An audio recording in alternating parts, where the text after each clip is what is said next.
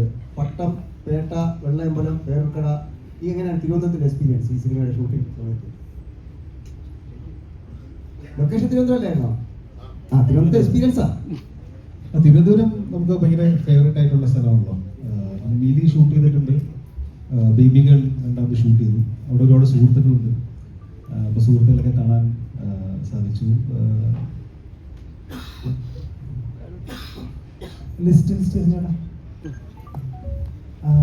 ചേട്ടന്റെ ഹിസ്റ്ററി പരിശോധിച്ചപ്പോൾ ചേട്ടന്റെ ഫസ്റ്റ് സിനിമയാണ് ട്രാഫിക്. അത് റിലീസാകുന്നത് 2011 ജനുവരിയിലാണ്. 15 വർഷങ്ങൾക്ക് ശേഷം മറ്റൊരു ജനുവരിയിലാണ് ബേബി ഗേൾ വരുന്നത്. ഈ സിനിമ കുറച്ചും കൂടി ചേട്ടൻ വളരെ ഇമോഷണൽ ആയിട്ട് ചെയ്തതാണെന്ന് തോന്നുന്നുണ്ട്. കാരണം ഇമോഷണലായിട്ട് വളരെ സിനിമനെ സമീപിക്കുന്ന ആളായിട്ടാണ് എനിക്ക് പേഴ്സണലി തോന്നിയത്. അപ്പോൾ ചേട്ടൻ ചോദിച്ച് മേടിച്ച സിനിമയാണോ അതോ കോയിൻസിഡൻഷ്യലി ഇങ്ങനെ വന്നതാണോ? ഇതെല്ലാം ഞാൻ ചോദിച്ചു വാങ്ങിച്ചതാണ്. കാരണം എന്താണെന്ന് വെച്ചാൽ സഞ്ജയ്, ഞാൻ എൻ്റെ ഓരോ സിനിമകളിലും ഉള്ള പേരാണ് ബോബി സഞ്ജയ്. കാരണം എനിക്കൊരു തുടക്കം തന്ന ഒരാൾ. കാര്യം ഞാൻ അദ്ദേഹം അല്ലെങ്കിൽ അവർ സ്ക്രിപ്റ്റ് റൈറ്ററായിട്ടാണ് വന്നതെങ്കിൽ പോലും മിക്ക സിനിമകളും ഞങ്ങൾ ഡിസ്കസ് ചെയ്യാറുണ്ട്. അപ്പോൾ നമ്മുടെ ഒരു കൂട്ടായ്മ വേണം എന്ന് പറഞ്ഞുകൊണ്ടിട്ടാണ് ഈ സിനിമ സംഭവിച്ചത്.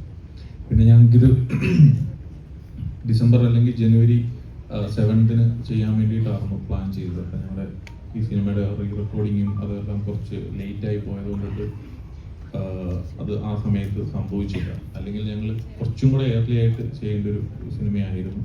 പക്ഷേ ഇത്ര വർഷം കഴിഞ്ഞിട്ട് ജനുവരിയിൽ തന്നെ ഈ സിനിമ ചെയ്യാൻ പറ്റിയതും ഞങ്ങളുടെ ഒരു വലിയൊരു സന്തോഷമാണ്. ഈ ബേബി ഗേൾ എന്ന് പറയുന്ന സിനിമ തുടങ്ങുന്നത് ശരിക്കും പറഞ്ഞാൽ ഗരുഡന്റെ സമയത്താണെന്ന് വേണമെങ്കിൽ പറയാം. കാരണം അരുണും ഞങ്ങളും തമ്മിൽ ഈ ഗരുഡന്റെ 1-2 സ്ക്രിപ്റ്റ് സിറ്റിങ്ങിൽ ഞാനും ഉണ്ടായിരുന്നു. അപ്പൊ ആ സമയത്ത് തന്നെ ഗരുഡൻ ഉണ്ടാകുന്നതിന് മുമ്പ് തന്നെ അരുണുമായിട്ടൊരു സിനിമ ചെയ്യണമെന്നൊരു ആഗ്രഹം തോന്നി. കാരണം എവിടെ വൈബ് ഭയങ്കരമായിട്ട് ഫീൽ ചെയ്തു. അതിനുശേഷം ഗരുഡൻ കഴിഞ്ഞ പല കഥകൾ ആലോചിച്ചെങ്കിലും ഈ എല്ലാ കഥകളുടെ ഒരു പ്രശ്നം ഞങ്ങൾക്ക് തോന്നിയത് മുൻപ് കണ്ട സിനിമകളെ എവിടെയൊക്കെയോ ഓർമ്മപ്പെടുത്തുന്നു എന്ന രീതിയിലുള്ള പ്രശ്നം തോന്നിയിരുന്നു. അങ്ങനെ അല്ലാത്ത ഒരു കഥ വേണമെന്ന് ഞങ്ങൾക്ക് നിർബന്ധവും വരും. അപ്പൊ അതിനുവേണ്ടിയുള്ള ഒരു വെയിറ്റിംഗ് ആയിരുന്നു. ഒരു കഥ ഞങ്ങൾ ഓൾമോസ്റ്റ് ഫിനിഷ് ചെയ്തതിന് ശേഷം അത് വേണ്ടതൊക്കെ. ആ ഇടയ്ക്കാണ് പത്രത്തിലൊരു വാർത്ത കാണുന്നത്. ഈ വാർത്ത എന്ന് പറയുന്നത് ശരിക്കും പറഞ്ഞാൽ അതേ വാർത്ത പല സ്ഥലങ്ങളിലായി ഇതിനു മുമ്പ് കണ്ടിട്ടുണ്ട്. പക്ഷേ ഇത്തവണ ആ വാർത്ത ഒരു സിനിമയ്ക്ക് വേണ്ടി നോക്കിയപ്പോൾ ആ വാർത്തയിൽ ഒരു ഭയങ്കര പ്രത്യേകത ഉള്ളതായിട്ട് തോന്നി. ഭയങ്കര യാദൃച്ഛികമായിട്ട് അതേ സമയത്താണ് എറണാകുളത്ത് ഒരു പെർട്ടിക്കുലർ ഇൻസിഡന്റ് നടക്കുന്നത്.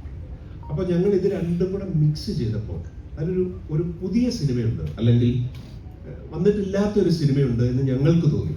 അങ്ങനെയാണ് ഞങ്ങളിത് ലിസ്റ്റിനോട് പറയുന്നത്. ശരിക്കും ലിസ്റ്റിനോട് ഞങ്ങൾ പറയുന്നത് വെറും 2 വരിയാണ്. ഈ 2 ഇൻസിഡൻസിന്റെ 2 വരിയാണ്. അവിടെ ലിസ്റ്റിൻ ഞങ്ങളോട് കാണിച്ചൊരു ട്രസ്റ്റാണ് ബേബി ഗേൾ. കാരണം ആ സമയത്ത് ഈ സിനിമ ഉണ്ടായിരുന്നില്ല, ഈ 2 ഇൻസിഡൻസ് മാത്രമേ ഉണ്ടായിരുന്നുള്ളൂ. അവിടെ ലിസ്റ്റിൻ ഞങ്ങളോട് ഗോ ഹെഡ് തന്നിടത്താണ് ബേബി ഗേൾ തുടങ്ങുന്നത്.